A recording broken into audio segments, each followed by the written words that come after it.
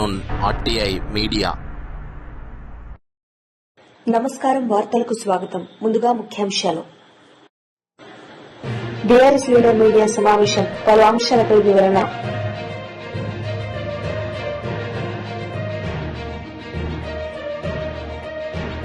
మాజీ మంత్రి అంబటి రాంబాబు మీడియా సమావేశం, పలు అంశాలపై వివరణ.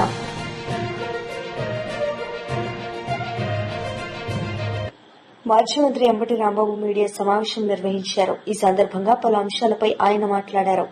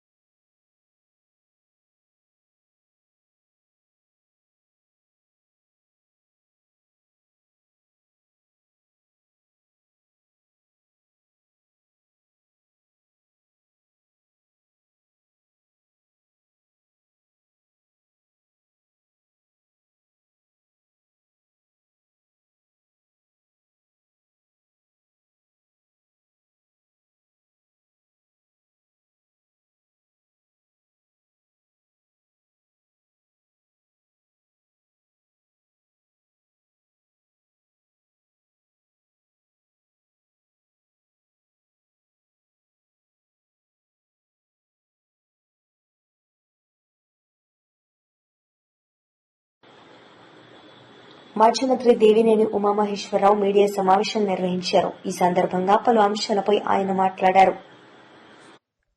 నిర్మాణాలు జరుగుతూ ఉంటే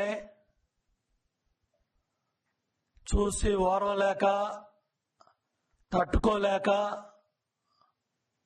విష ప్రచారం, ఫేక్ న్యూస్ స్ప్రెడ్ చేస్తా ఉన్నారు. ప్రకాశం బ్యారేజీకి గేట్లు పనిచేయట్లేదని,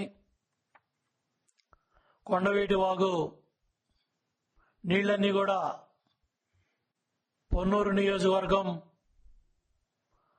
లక్షల ఎకరాలు మునిగిపోయాయని అక్కడ వైసీపీ నాయకులు ప్రచార ఆర్భాటాల కోసం మేము కూడా ఉన్నామని చెప్పుకోవడానికి తప్పుడు కథనాలు, ఫేక్ న్యూస్ స్ప్రెడ్ చేస్తా ఉన్నారు. దాని మీద కూడా సంబంధిత ఇరిగేషన్ శాఖ అధికారులు రోత పత్రిక, రోత ఛానల్ వాటికి సంబంధించి వచ్చిన కథనాల మీద కంప్లైంట్ ఇవ్వడం కూడా జరిగింది. అట్లాగే గవర్నమెంట్ ఫ్యాక్ట్ చెక్ లో కూడా ఇవన్నీ కూడా ఎక్కడో 100 కిలోమీటర్ల పైగా ఉన్న ప్రాంతంలో వాగులో వచ్చిన వాగు పొర్లిపోయిన ఖమ్మంపాడు ఏరియాలో ఆ దృశ్యాలను తీసుకొచ్చి వాటికి దమ్ము ధైర్యం ఉంటే ఈ తప్పుడు కథనాలు, తప్పుడు వ్యాఖ్యలు, ఈ ఫేక్ ప్రచారాలు పక్కన పెట్టి, నీ జైలు యాత్రలన్నీ కూడా పక్కన పెట్టి అసెంబ్లీకి వచ్చి చూడు, సెక్రటేరియట్కి వచ్చి చూడు, హైకోర్టుకు వచ్చి చూడు, ఎస్ఆర్ఎంలో వేల మంది పిల్లలు చదువుతున్నారు, వెళ్ళి చూడు, రోడ్లు ఎలా ఉన్నాయో, విట్ ఎలా ఉందో చూడు, అమృతం ఎలా ఉందో చూడు. ఓడిపోయి ప్రజలు బుద్ధి చెప్పినా ఒక్క ఛాన్స్ అని అధికారంలోకి వచ్చాం. 151 సీట్లు ఇచ్చారు. 5 సంవత్సరాలు తాడేపల్లి ప్యాలెస్ లో పరదాలు కట్టుకొని పనిచేశావు. పల్నాడులో కూడా చంద్రబాబు నాయుడు గారు పర్యటనకి వెళ్తుంటే చంద్రబాబు నాయుడు గారి ఇంటి గేటుకి తాళాలేసి తాళ్లు కట్టావు. బయటకు వస్తే హెలికాప్టరు, పరదాలు కట్టాలి, చెట్లు కొట్టేయాలి. అమరావతి మీద విష ప్రచారం చేసి 3 రాజధానులని తప్పుడు ప్రచారాలు చేసి న్యాయస్థానాల చుట్టూ తిప్పి శాసన మండలిలో నువ్వు చేసిన పరిస్థితులన్నీ కూడా ఆ రోజు చంద్రబాబు నాయుడు గారు స్వయంగా చూశారు. అక్కడ షరీఫ్ గారు చైర్మన్ గా ఉన్నప్పుడు మీ మంత్రులు, మీ నాయకులు, మీ ఎమ్మెల్యేలు ఆయన మీద ఎన్ని తప్పుడు మాటలు మాట్లాడారు. శాసనసభలో ఎన్ని కారుకూతలు కూశారు.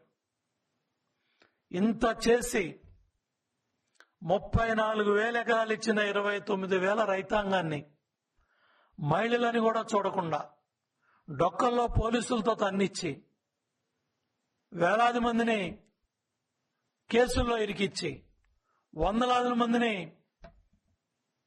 జైళ్లకు పంపి ఇళ్ల మీద డ్రోన్లు తిప్పి పనులు ఆపేసి 3 రాజధానులు అని చెప్పి నాటకాలాడి 11 సీట్లు పరిమితం అయ్యావు. నువ్వు చేసిన ఈ తప్పుడు కార్యక్రమాల వల్ల ప్రజలు నీకు బుద్ధి చెప్పి అమరావతి రైతాంగం దగ్గర నుంచి రాష్ట్రంలో 5 కోట్ల మంది ప్రజలు కూడా జగన్మోహన్ రెడ్డి ప్రభుత్వం రాకూడదు. యువగళం పాదయాత్రలో లోకేష్ బాబు మైక్ ఇవ్వడానికి ఏడ్చారు. స్టూర్ బల్ల లాక్కెళ్లారు. చంద్రబాబు నాయుడు గారిని 53 రోజులు రాజమండ్రి సెంట్రల్ జైల్లో పెట్టారు.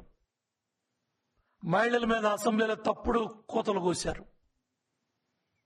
కుటుంబ సభ్యులను అవమానం చేశారు. ఇంత చేసి నువ్వు 11 సీట్లు పరిమితం అయ్యి 14 నెలలుగా శాసనసభ సమావేశాలు ఎప్పుడు జరిగినా కూడా రాకుండా శాసనసభకు భయపడి మొన్న జరిగిన పులివెందుల ఒంటిమిట్ట జడ్పీటీసీ ఎన్నికల్లో పరాభవం, పులివెందుల్లో డిపాజిట్లు కోల్పోవటం ఎంత సిగ్గుపడాలి జగన్మోహన్ రెడ్డి. నువ్వెన్ని కుట్రలో కుతంత్రాలు చేసినా బీఆర్ఎస్ లీడర్ మీడియా సమావేశం నిర్వహించారు. ఈ సందర్భంగా పలు అంశాలపై ఆయన మాట్లాడారు. ఆ ధనాన్ని ప్రజల సంక్షేమం కోసం ఆయన వెచ్చించాడు. చరిత్రలో ఇవాళ అట్లా ఒక గొప్ప నిరుపమానమైనటువంటి స్ఫూర్తిని అందిస్తూ నిలిచిపోయాడు. నిజానికి ఆయన ఎందుకు బహుజన అస్తిత్వంగా భావించాలి? చాలా బహుజన కులాల నుంచి చాలా మంది రాజులు వచ్చారు. కానీ సర్దార్ సర్వాయి పాపన్న ప్రత్యేకత ఏమిటంటే ఒక సామాన్యుడిగా పుట్టి అసామాన్యమైనటువంటి పోరాటం చేసి ఆయన రాజు కాగలిగాడు. ఒక్క బహుజనుడు తలుచుకుంటే రాజు కాగలిమంది బహుజనులు తలుచుకుంటే ఏమవుతుంది? అది మనం సర్వాయి పాపన్న నుంచి స్వీకరించాల్సినటువంటి స్ఫూర్తి. ఇవాళ సర్వాయి పాపన్న జయంతిని తెలంగాణ ఘనంగా జరుపుకుంటున్నది. ఆయన విగ్రహాలు ఇవాళ తెలంగాణలో ఎల్లెడలా ప్రతిష్ఠించుకున్నాం. మరోవైపు చూస్తే కాంగ్రెస్ ప్రభుత్వం బీసీలకు ఇచ్చినటువంటి హామీలన్నింటినీ కూడా తుంగలో దొక్కుతున్నది. కామారెడ్డి డిక్లరేషన్ ఒక నయవంచనగా మిగిలిపోయింది. ఇప్పటివరకు దాని దిశగా బలమైన అడుగులేవి పడ్డది లేదు. బీసీ సబ్ ప్లాన్ అన్నారు, ఏమీ లేదు. బీసీలకు దాదాపు 20,000 కోట్లు కదా, 20,000 కోట్లు అన్నారు సంవత్సరానికి బడ్జెట్. ఎంబీసీలకు మంత్రిత్వ శాఖ అన్నారు, ఏది చేసింది లేదు. చివరికి బీజేపీ నేతలు మీడియా సమావేశం నిర్వహించారు. ఈ సందర్భంగా పలు అంశాలపై ఆయన మాట్లాడారు. భారతీయ జనతా పార్టీకి సంపూర్ణ మెజారిటీ ఉన్నప్పుడు, ఎన్డీఏకు సంపూర్ణ మెజారిటీ ఉన్నప్పుడు 3 సార్లు రాష్ట్రపతి చేసే అవకాశం వచ్చింది. 3 సార్లు రాష్ట్రపతి చేసే అవకాశం వచ్చినప్పుడు ఒకసారి మైనార్టీ సామాజిక వర్గానికి చెందినటువంటి అబ్దుల్ కలాం గారిని, మరోసారి అవకాశం వచ్చినప్పుడు ఎస్సీ సామాజిక సంబంధ వ్యక్తిని రాష్ట్రపతిగా నియమించడం, మూడోసారి ముర్ము గారిని, ఈరోజు అభ్యర్థిగా బీసీ వర్గానికి సంబంధించిన దక్షిణాదికి సంబంధించిన వ్యక్తిని అభ్యర్థి చేయడం అనేది ఈ కాంగ్రెస్ పార్టీ, భారతీయ జనతా పార్టీ నాయకత్వం చేస్తున్నటువంటి సామాజిక న్యాయాన్ని చూసి నేర్చుకోవాల్సిన అవసరం ఉంది. బట్టగాల్సి మీదేసినట్టు ఓట్ల కోసం, సీట్ల కోసం తపన పడే కాంగ్రెస్ నేతలారా ఆలోచించండి.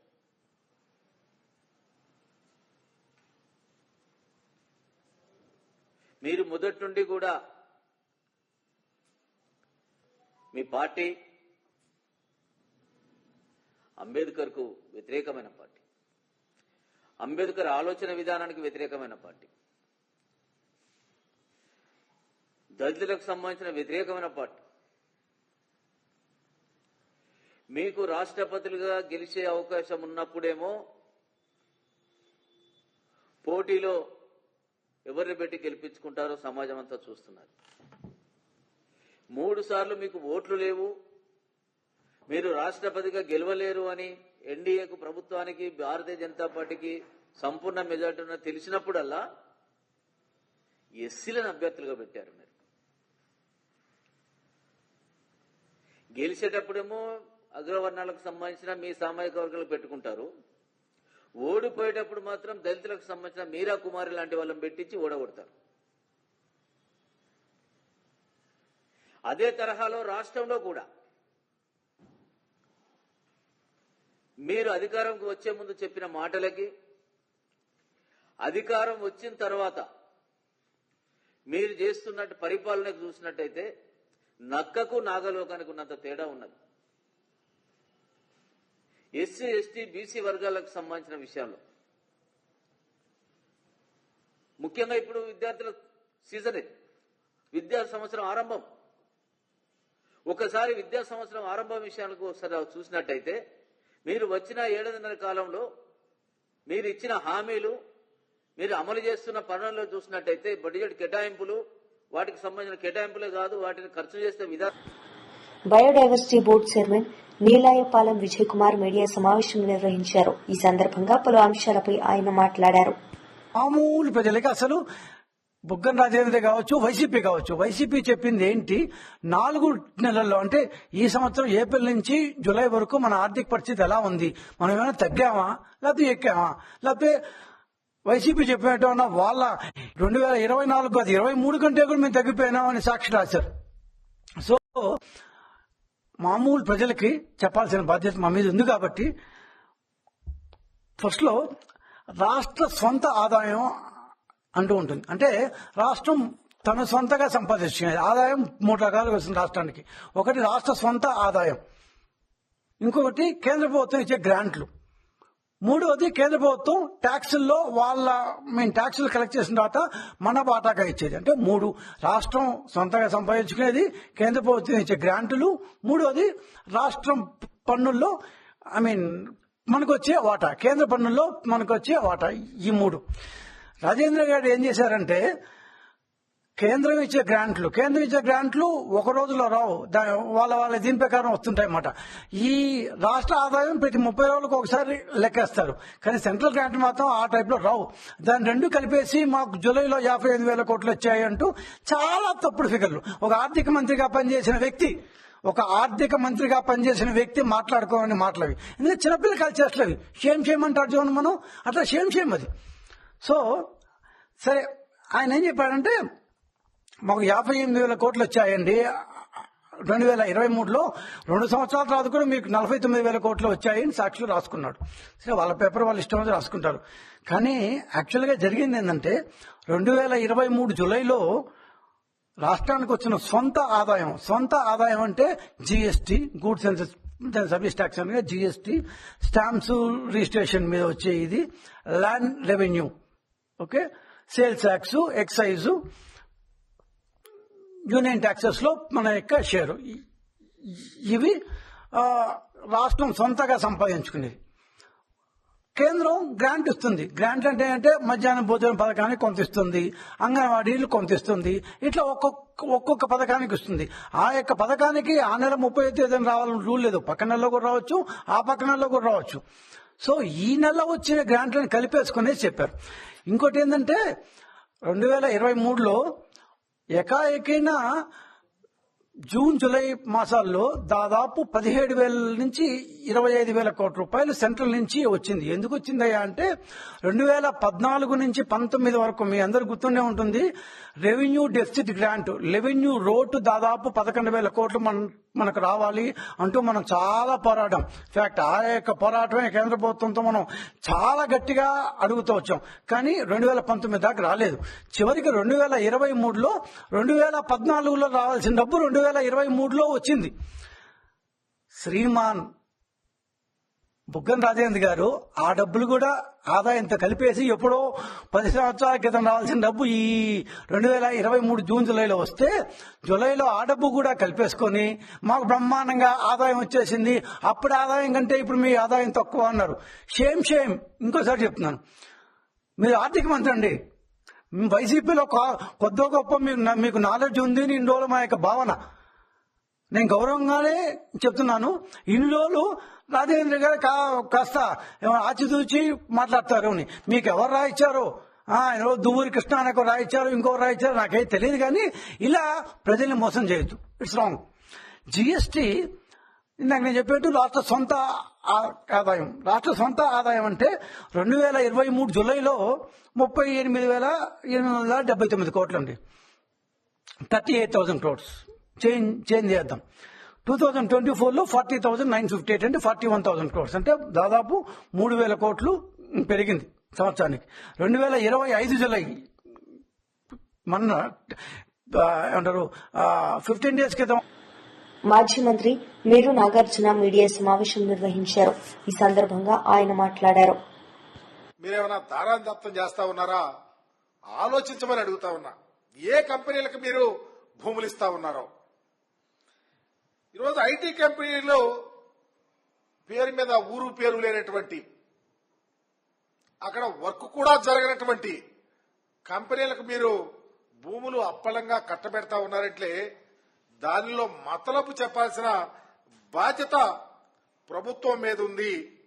ఏ ప్రభుత్వమైనా నిజంగా ఒక కంపెనీ ఏర్పాటు చేసి ఆ కంపెనీకి భూములు ఇవ్వాలంటే దాని ట్రాక్ రికార్డ్ చూడాలా, ఎంత ఉద్యోగాలు కల్పన ఇస్తుంది, ఎంత ఉపయోగపడుతుంది, తద్వారా పారదర్శకంగా ప్రభుత్వానికి ఎంత ఉపయోగం జరుగుతుంది, పెట్టుబడులు వస్తాయి అనేది ఆలోచించకుండా ఈరోజు బాధ్యత లేమితో, బాధ్యత రాహిత్యంతో ఈరోజు భూములు అప్పలంగా దోచిపెడతా ఉన్నారంటే దీనికి సమాధానం చెప్పాల్సినటువంటిది రాష్ట్ర ప్రభుత్వం కాదని అడుగుతా ఉన్నాం. ఈరోజు పర్టికులర్ గా ఐటీ కంపెనీల ముసుగులో రియల్ ఎస్టేట్ వ్యాపారానికి తెరదీసి ఎకరా 99 పైసలకు ఇస్తా ఉన్నారంటే ఆ ఐటీ కంపెనీల్లో పర్టికులర్ గా ఆ ఐటీ కంపెనీ పేరుతో వాణిజ్య సముదాయం గాని ఏర్పాటు చేసుకోవటం గాని తర్వాత దాన్ని ప్రత్యేకంగా మార్కెట్ ధరకు డిస్పోజ్ చేసుకోవటానికి ఐటీ కంపెనీలకు అవకాశం కల్పిస్తున్నారే తప్ప వేరే ఆలోచన మాత్రం లేదని ప్రస్ఫుటంగా అర్థమవుతా ఉంది. దీనికి తెలివిగా ఒకటి ఏం చేశారు, లిఫ్ట్ అనే పేరుతో ఈ విలువైన భూములన్నిటినీ పంజరం చేయటానికి ఆస్కారం కల్పించారు. ఆ లిఫ్ట్ అంటే land incentive for tech hubs అని, దీని పేరు మీద అప్లై చేసుకోవటానికి అవకాశం ఐటీ కంపెనీలకు ఇవ్వటం. ఇది చరిత్రలో ఎప్పుడన్నా ఏ రాష్ట్రంలో కానీ జరగల.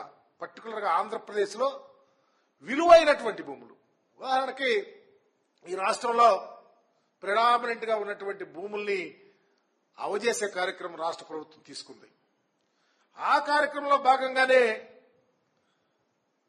1-2 కొంచెం పేరున్నటువంటి కంపెనీలు తీసుకోవటం, ఆ ముసుగులో అసలు కంపెనీలు ఉన్నాయో లేవో తెలియనటువంటి వారికి అలాట్ చేయడానికి కూడా ముందుకొచ్చినటువంటి పరిస్థితిలో భాగమే విశాఖపట్నంలో వర్షా కంపెనీకి భూములు అలాట్ చేయాలనుకోవటం. ఎప్పుడు వర్షా కంపెనీకి స్టాండర్డ్స్ లేవని తెలిసి ప్రజలంతా గగ్గోలు పెడతా ఉన్నారో అప్పుడు వెంటనే లిఫ్ట్ ని ఇన్వాల్వ్ చేసి తద్వారా దీని ద్వారా భూముల్ని కేటాయించే కార్యక్రమాన్ని ఏర్పాటు చేశారు. అసలు వర్షా కంపెనీ లాంటి సత్తా లేనటువంటి కంపెనీలకు మీరు భూములు పంజారం చేస్తా ఉంటే రాష్ట్ర వ్యాప్తంగా ఉన్నటువంటి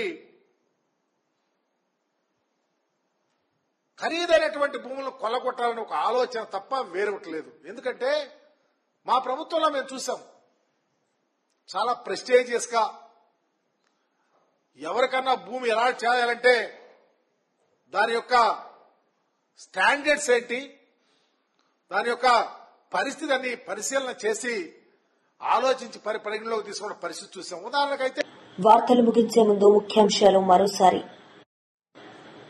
బీఆర్ఎస్ లీడర్ మీడియా సమావేశం, పలు అంశాలపై వివరణ.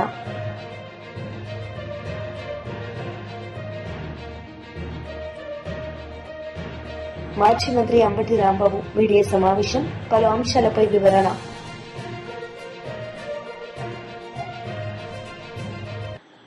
ఈ వార్తలు ఇంతటితో సమాప్తం. తిరిగి ప్రసారమయ్యే వార్తల్లో మళ్లీ కలుద్దాం. అంతవరకు సెలవు. నమస్తే.